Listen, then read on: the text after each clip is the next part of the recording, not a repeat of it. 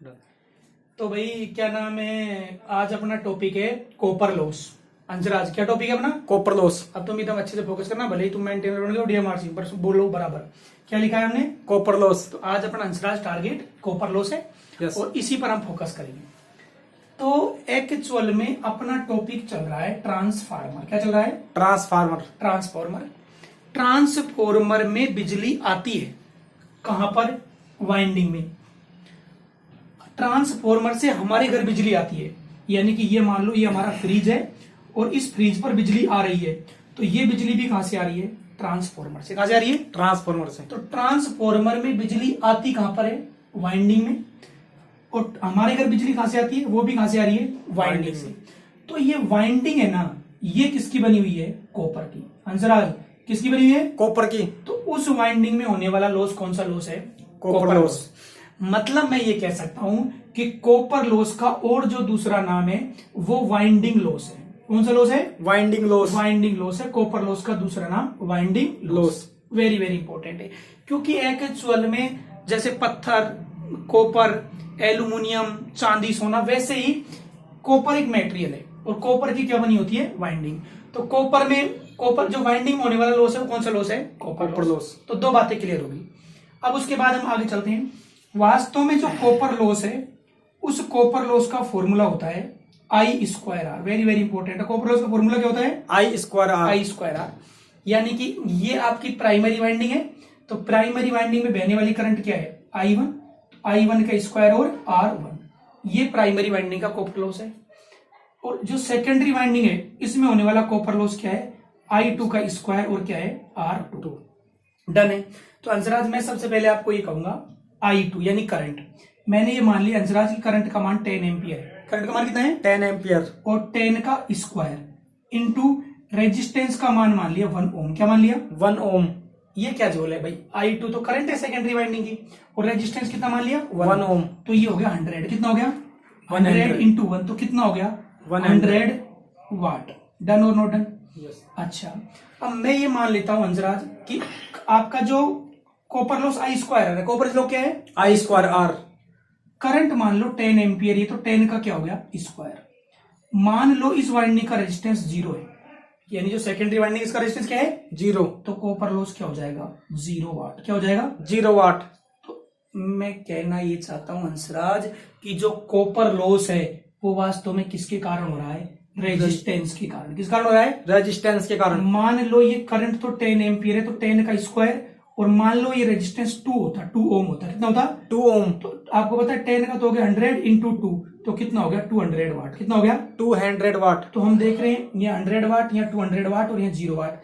तो ये जो कॉपर लॉस हो रहा है ना, ये वाइंडिंग के, यहाँ क्यों नहीं हो रहा कॉपर लॉस? क्या करंट नहीं है? लेकिन कॉपर लॉस इसलिए नहीं हो रहा क्योंकि रेजिस्टेंस का मान क्या है? 0। तो कॉपर लॉस होने का कारण रेजिस्टेंस है। कॉपर लॉस होने का कारण क्या है? रेजिस्टेंस। तो आपको पता है रेजिस्टेंस की यूनिट क्या होती है? ओम। क्या होती है? ओम। तो इसको ओमिक लॉस भी कहते हैं।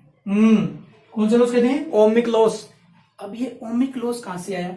अरे भाई हम ये कह रहे हैं, मान लो ये प्राइमरी वाइंडिंग है, इस प्राइमरी वाइंडिंग में फ्लो होने वाली करंट 5 एम्पियर है, तो 5 का स्क्वायर इंटू रेजिस्टेंस 1 ओम है, तो 25 25 वाट होगा। कितना वाट हो गया? 25 वाट। मान लो ये करंट 10 एम्पियर, मतलब 5 एम्पियर ही मान लेते हैं करंट, अभी हम 5 एम्पियर मान रहे हैं, और ये जो रेजिस्टेंस है ये मान लो 2 ओम है, तो कितना हो गया आपका? 50 वाट। कितना वाट हो गया? 50 वाट। और आपका ये करंट तो मान लिया हम 5 का स्क्वायर, और मान लो ये 0, तो कितना हो गया ये? 0 वाट। तो सबसे इंपॉर्टेंट है कॉपर लॉस किस पे निर्भर करता है? रेजिस्टेंस पर। इसलिए कॉपर लॉस का और क्या नाम है? Ohmic loss. डन और नॉट डन? यस। चलिए अब हम इस दुनिया में चलते हैं आगे। तो हमने अब इसको रफ कर दिया अब तक। अच्छा, कॉपर लॉस कौन सा लॉस है? Copper loss. अब हम ये मानते हैं, हम बात कर रहे हैं ट्रांसफार्मर की। किसी बात कर रहे हैं? ट्रांसफार्मर। तो ये हमारी सेकेंडरी वाइंडिंग है, ये हमारी सेकेंडरी वाइंडिंग हमने मान ली। ये वही वाइंडिंग है जिससे हमारे घर बिजली आ रही है। अब मैं फॉर एग्जांपल ये मान रहा हूं अंशराज कि हमारे घर एक बल्ब जल रहा है, ये केवल एक ही बल्ब है, ये एक बल्ब जल रहा है, और मान लो इस बल्ब को 1 एम्पियर करंट चाहिए। कितनी चाहिए? 1 एम्पियर। तो मैं कह रहा हूं भाई कॉपर लॉस का फॉर्मूला क्या है? I square are. भाई ओबियस सी बात है, कॉपर लॉस का फॉर्मूला आई स्क्वायर आर है। यस। तो आई कितनी है यहाँ? 1 एम्पियर, तो 1 का स्क्वायर, और रेजिस्टेंस मान लिया मैंने 1 ओम, तो कितना हो गया ये आपका? 1 वाट। कितना वाट हो गया? 1 वाट।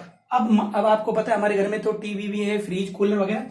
अब मान लो हमने ये मान लिया कि हमने एक बल्ब और यहाँ जला दिया है, तो अब मान लो इधर से आने वाली करंट कितनी हो गई, 2 एम्पियर। कितनी एम्पियर हो गई, 2 एम्पियर। तो आपको पता है 2 का स्क्वायर इंटू 1 तो कितना हो गया 4, ये आपका 4 वाट होगा। कितना वाट हो गया, 4 वाट। अब मान लेते हैं हमारे यहाँ लोड ही नहीं है, क्या नहीं है, लोड नहीं है, तो बताओ इधर जाने वाली करंट का मान क्या हो गया, 0। यस, और अगर इधर जाने वाली करंट का मान 0 तो आपका कॉपर लॉस भी क्या हो गया, 0। कॉपर लॉस भी आपका क्या हो गया, 0 हो गया।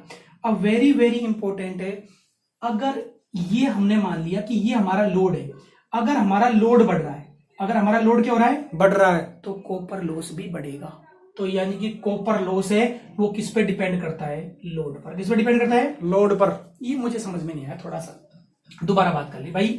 जैसे जैसे जैसे हमारा लोड बढ़ेगा वैसे वैसे करंट की डिमांड क्या होगी, बढ़ेगी। यस, और आपको पता है आई स्क्वायर आर, यही तो होता है कॉपर लॉस। Yes sir. अगर आई बढ़ेगी तो आपका कॉपर लॉस भी क्या होगा, बढ़ेगा। डन और नॉट डन। तो ये हमने बात की है कॉपर लॉस, कॉपर की वाइंडिंग बनी होती है इसलिए वाइंडिंग लॉस है, रेजिस्टेंस कारण होता है इसलिए ओमिक लॉस, और डिपेंड किस पे करता है, लोड। डन और नॉट, यस। चलिए आज अब हमारा हम पढ़ रहे हैं कॉपर लॉस, लेकिन अब हमारा जो टारगेट है वो वास्तव में लोड है, और लोड में भी हमने लिखा है फुल लोड। अब मैं ये मान रहा हूं कि हमारे घर के सारे इंस्ट्रूमेंटों को बिजली चाहिए, और जब फुल लोड होता है तो मान लो हमारे घर आने वाली करंट 10 एम्पियर है, मतलब फुल लोड लिखा है। फुल लोड का मतलब ये मान लो कि इस ट्रांसफॉर्मर की जितनी रेटिंग है उतनी ही करंट हमारे घर आ रही है, और वो 10 एम्पियर मैंने मान ली।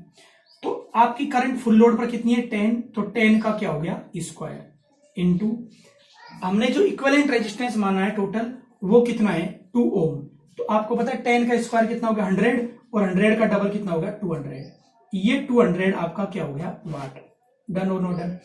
अब हम मतलब चल रहा है कॉपर लॉस, और हम बीच में किसको लेकर आ गए, लोड को।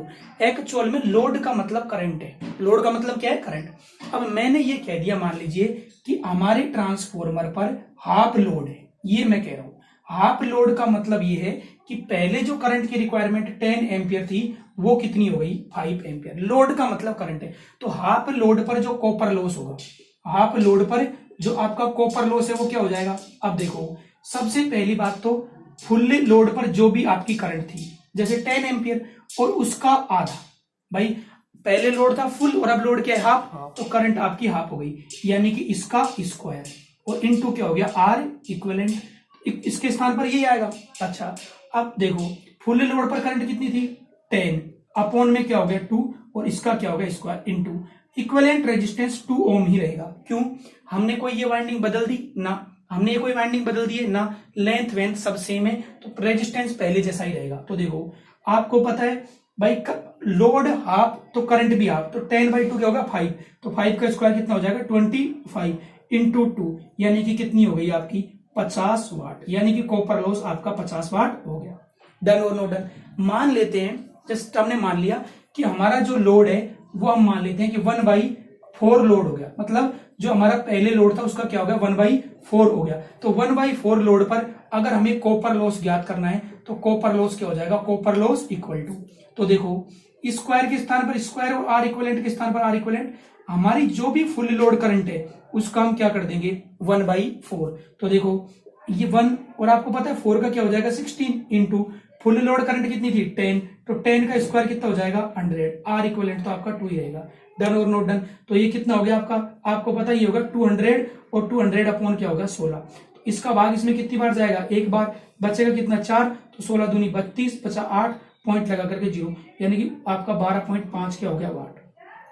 कैलकुलेशन को छोड़ देते हैं, मैं कहना ये चाहता हूं, ये कह रहा है फुल लोड, फिर कह रहा है हाफ लोड, तो फुल से जब आप हाफ पर आ रहे हो तो करंट हाफ हो रही है। अगर 1/4 लोड है तो आप एक्चुअल में करंट को 1/4 कर दें, वेरी वेरी इंपॉर्टेंट है। Yes yes. चलिए अब हम यहां से क्वेश्चन लेकर चल रहे हैं। क्वेश्चन ये है कि फुल लोड है और फुल लोड पर जो आपका कॉपर लॉस है, समझने के हिसाब से फुल लोड पर जो आपका कॉपर लॉस है ये वास्तव में आप मान लो 10,000 वाट है, यानी कि 10,000 वाट है, 10,000 वाट है, ये आपका कॉपर लॉस है। तो पहले तो क्वेश्चन क्या है, कॉपर लॉस कहां हो रहा है, वाइंडिंग में, किसकी वाइंडिंग, ट्रांसफॉर्मर की, और कब फुल लोड पर। तो फुल लोड पर आपका कॉपर लॉस कितना है? 10,000। फुल लोड पर आपका कॉपर लॉस 10,000 है। अब एग्जाम में क्वेश्चन क्या आएगा? अब हमको यहां लिखना पड़ेगा फुल लोड है और फुल लोड पर आपका जो कॉपर लॉस है, फुल लोड पर कॉपर लॉस। अब आपको पता है कॉपर लॉस का फॉर्मूला क्या होता है? IF का स्क्वायर और R इक्विवेलेंट। ये आपका 10,000 है, यानी कि आपका 10,000 वाट है। अब मान लो एग्जाम में क्वेश्चन ये आता है कि आपको हाफ लोड पर कॉपर लॉस बताना है। तो देखिए हमने यहां लिख दिया हाफ लोड और हाफ लोड पर कॉपर लॉस। अभी थोड़ी देर पहले भी हमने आपको यही बताया था। मैं आपसे ये कहना चाहता हूं फुल लोड का मतलब मान लो हमारे 4 बल्ब जल रही थी, हाफ लोड का मतलब कितने बल्ब जलेंगे? 2। तो हाफ लोड पर कॉपर लॉस। तो मैं बार बार ये कहना चाहता हूं कि स्क्वायर के स्थान पर आप स्क्वायर लगाएं, R इक्विवेलेंट के स्थान पर आप R इक्विवेलेंट। भाई जो भी आपकी फुल लोड करंट है ना, उसका आपको क्या कर देना है? आधा। कह रहा है ना हाफ लोड, तो करंट को हमने क्या कर दिया है? आधी। अब इसका रिजल्ट देखो क्या होगा। हमारा हाफ लोड है, यहां हमने क्या लिखा है? हाफ लोड, यानी कि 1/2। तो 1/2 का स्क्वायर क्या हो जाएगा? 1/4 इंटू क्या हो जाएगा? IF का स्क्वायर और क्या हो जाएगा? R equivalent.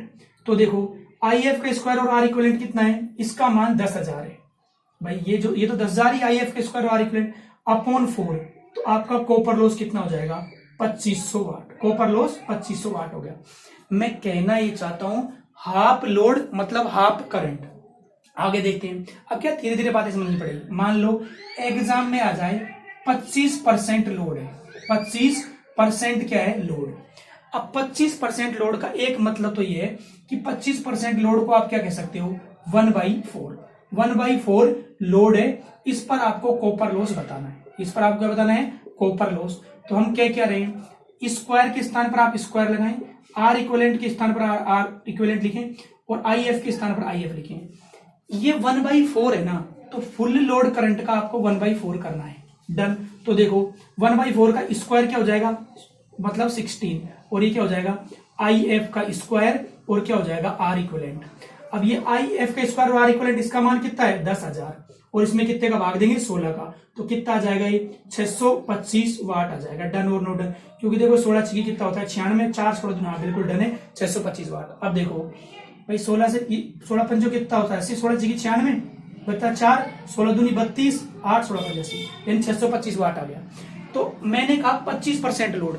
25% का मतलब क्या है? 25 और परसेंट निकालने के लिए कितने का? 100 का दे देंगे भाग, तो आपका क्या होगा? 1/4। अब धैर्य रखें, एग्जाम में मान लो आ जाता है कि 75% लोड है और 75% लोड पर आपको क्या बताना है? Copper loss. 75% लोड पर आपको कॉपर लॉस बताना है। तो आपकी मर्जी है, बिंदास। अरे भाई लोड बदलता रहता है, कभी हमारा एक पंखा चल रहा है, कभी 2 पंखे चल रहे हैं, कभी एक भी नहीं चल रहा, कभी 4 बल्ब जल रहे हैं। 75% लोड, 75% मतलब 100, ये हो जाएगा 3/4। भाई 25 थी 75, 25 होगा 100, 3/4 लोड पर आपको क्या निकालना है? Copper loss. तो देखो बराबर स्क्वायर के स्थान पर स्क्वायर, R इक्विवेलेंट के स्थान पर R equivalent. Full load current का आपको क्या निकालना है? 3/4। अब आपको पता है 3 का स्क्वायर कितना होता है? 9 और 4 का कितना होता है? 16 और IF का स्क्वायर और क्या हो गया? R equivalent. डन और नो डन? अब देखो 9/16 और ये कितना हो गया आपका? 10,000। ये कितना आएगा? 5625 आएगा। 5625 वाट। कैसे? आपको पता है ये तो कितना आएगा? 625। डन और नो डन? तो 600 को 9 से करेंगे तो कितना आएगा? 5400। फिर 25 नंबर कितना होता है? 225। तो ये कितना होगा? 5625 वाट। डन और नो डन?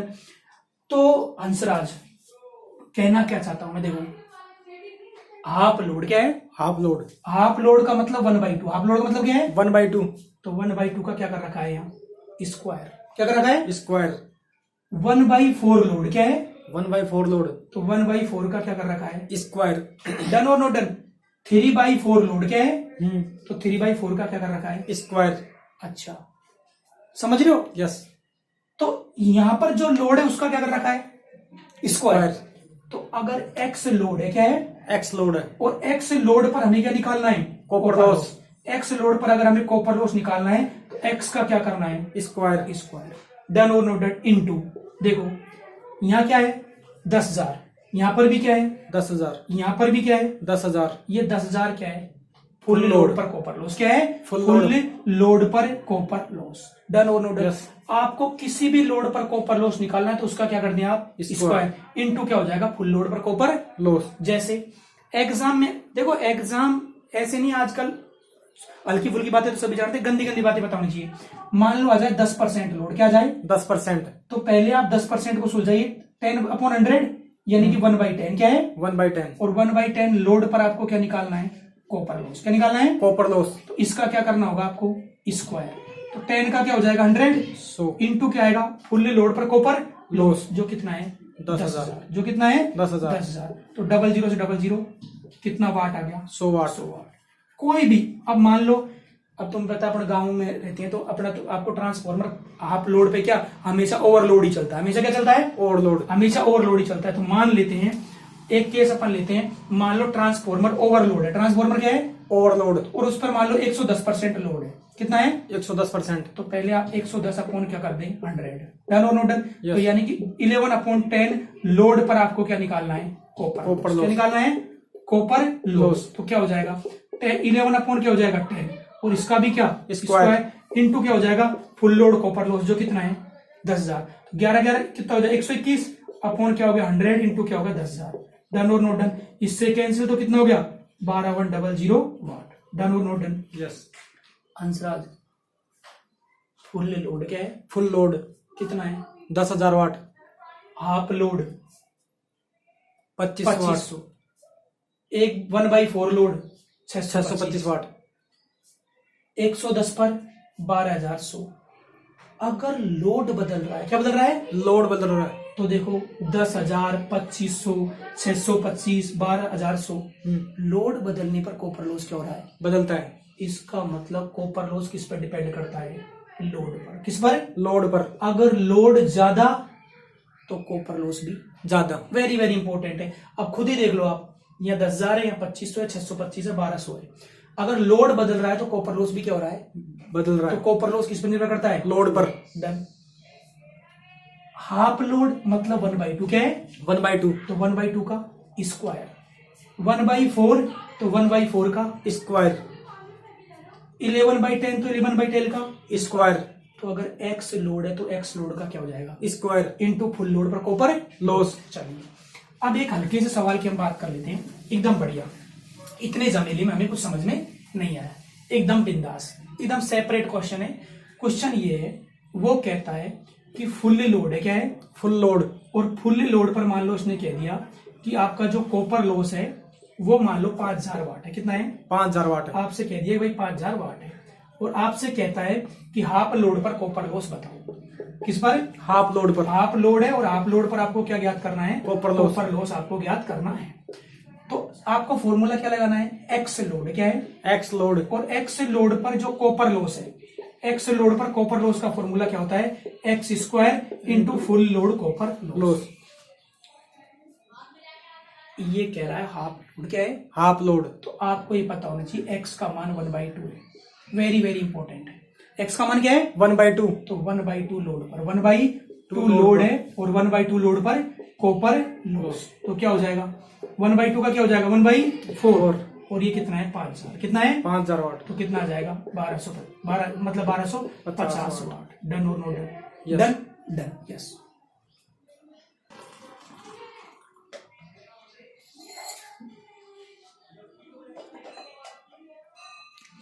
चलिए तो एकदम कंक्लूजन या नट सेल में हम आपको बता देते हैं। कॉपर लॉस वाइंडिंगों में होता है, इसलिए हम इसे वाइंडिंग लॉस कहते हैं। दूसरी बात, कॉपर लॉस का फॉर्मूला होता है I²R। अब आपको पता है आई हमने मान लिया यहाँ 10 एम्पियर, तो 10 का स्क्वायर, और रेजिस्टेंस मान लिया 0। तो भले ही करंट फ्लो हो रही है लेकिन तब भी कॉपर लॉस क्या है? 0 वाट। इसका मतलब कॉपर लॉस है वो किस पर डिपेंड करता है? रेजिस्टेंस पर। और रेजिस्टेंस यूनिट क्या है? ओम। इसलिए कॉपर लॉस को हम क्या बोलते हैं? ओमिक लॉस कहते हैं। प्लस जो आइडियल ट्रांसफॉर्मर है उसकी वाइंडिंग का रेजिस्टेंस क्या होता है? 0। इसलिए आइडियल ट्रांसफॉर्मर में कॉपर लॉस भी क्या होता है? 0। अब देखिए, तो यहां से निकल कर आया कि कॉपर लॉस ओमिक लॉस है, यहां से निकल कर आया कि कौन सा लॉस है? वाइंडिंग। अब देखिए ये जो वाइंडिंग आपको दिख रही है, तीनों ही केस में हमने रेजिस्टेंस 2 ओम माना है, लेकिन यहां पर हमने लोड करंट 5 एम्पियर, यहां पर लोड हमने 10 एम्पियर और यहां पर हमने लोड करंट 15 एम्पियर मान रखी है। कॉपर लॉस क्या होता है? I²R। तो लोड मान लीजिए एक पंखा यहाँ चल रहा था, उसको करंट 5 एम्पियर चाहिए, तो 5 का स्क्वायर इंटू 2 तो 50 वाट। अब मान लो हमने 2 पंखे चला दिए, तो आपको पता है 10 का स्क्वायर 100 यानी कि 200 वाट। और अब मान लो हमने 3 पंखे चला दिए, तो मतलब आपको पता है I का स्क्वायर 225 हो गया और इंटू 2। यहां से 2 बातें निकल कर आ रही हैं, 50 वाट, 200 वाट और 450 वाट। देखो पहले तो एक ही पंखा चल रहा था, जैसे मैं अकेला था, फिर कितने पंखे चलने लगे? 2, फिर कितने पंखे चलने लगे? 3। तो लोड बढ़ गया जी। लोड बढ़ने पर 50, 200 और 450। लोड बढ़ने पर कॉपर लॉस क्या होता है? बढ़ता है, क्योंकि जैसे जैसे लोड बढ़ेगा तो करंट की डिमांड भी क्या होती है? बढ़ती है। तो यहां से एक बात समझ में आती है कि कॉपर लॉस किस पे डिपेंड करता है? लोड पर। अगर लोड बढ़ेगा तो कॉपर लॉस भी क्या होगा? बढ़ेगा। फिर प्लस कभी 50 वाट है, कभी 200 है, कभी 450 है। कॉपर लॉस बदलता रहता है, इसलिए हम इसे कौन सा लॉस बोलते हैं? Variable loss. आपको पता है आयरन लॉस तो हमारा कांस्टेंट है और कॉपर लॉस हमारा क्या होता है? वेरिएबल। कहीं भी आप इस फॉर्मूले को लगा सकते हो, एक्स लोड पर कॉपर लॉस। एक्स लोड पर कॉपर लॉस क्या होता है? x² इंटू फुल लोड पर कॉपर लॉस। फिर हमने एक सवाल में समझाने की कोशिश की है, मान लो फुल लोड पर कॉपर लॉस मतलब आपका 2000 है, हाफ लोड पर कॉपर लॉस पूछ रहा है, तो यहाँ x का मान क्या है? 1/2। तो 1/2 तो 1/2 का स्क्वायर यानी 1/4 इंटू फुल लोड, तो कितना हो गया? 500। डन। अब ट्रांसफॉर्मर में 2 ही भाग है, एक तो कोर है, इसमें कौन सा लॉस होता है? Iron loss. एक वाइंडिंग है, इसमें कौन सा लॉस होता है? कॉपर। अरे भाई 2 मेटेरियल, आयरन और कॉपर, आयरन और कॉपर, अगर इनमें होने वाले लॉस बराबर हैं तो इफिशियंसी क्या होगी? मैक्सिमम। आयरन लॉस बराबर कॉपर। आयरन लोहा, ये भी हमें भगवान से मिला, कॉपर ये भी हमें भगवान से मिला, इन दोनों में होने वाले अगर लॉस बराबर है तो हमारी इफिशियंसी क्या होगी? मैक्सिमम। डन है।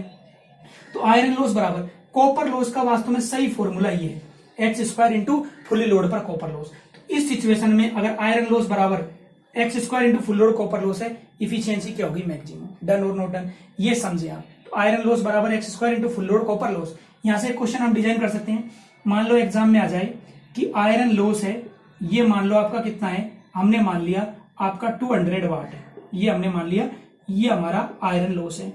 अब कहता है कि फुल लोड पर जो कॉपर लॉस है, ये आया हुआ क्वेश्चन है, फुल लोड पर कॉपर लॉस है, ये हमने मान लिया कि हमारा कितना है? आप ये मान लो ये हमारा 3200 वाट है, ये हमने मान लिया 3200 वाट हमने कॉपर लॉस, फुल लोड पर कॉपर लॉस मान लिया।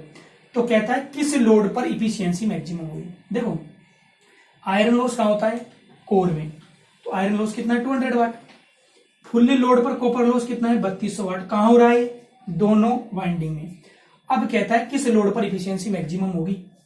तो देखो आयरन लॉस कितना है? 200, बराबर के स्थान पर बराबर, x² के स्थान पर x² इंटू फुल लोड पर कॉपर लॉस कितना हो गया आपका? 3200। डन और नॉट डन? तो देखो x² का मान क्या हो गया? 200 अपॉन क्या हो गया? 3200। डन और नॉट डन? देखो 00 से 00 कैंसिल, और ये कितनी बार कट गया? इससे 16 बार, 1/16 x² तो अंडर रूट आ जाएगा, तो क्या हो जाएगा? 1/4 यानी कि 25% लोड पर इफिशियंसी आपकी क्या होगी? मैक्सिमम। डन और नॉट डन? तो ये आपका हो गया कॉपर लॉस। डन और नॉट डन? डन। यस।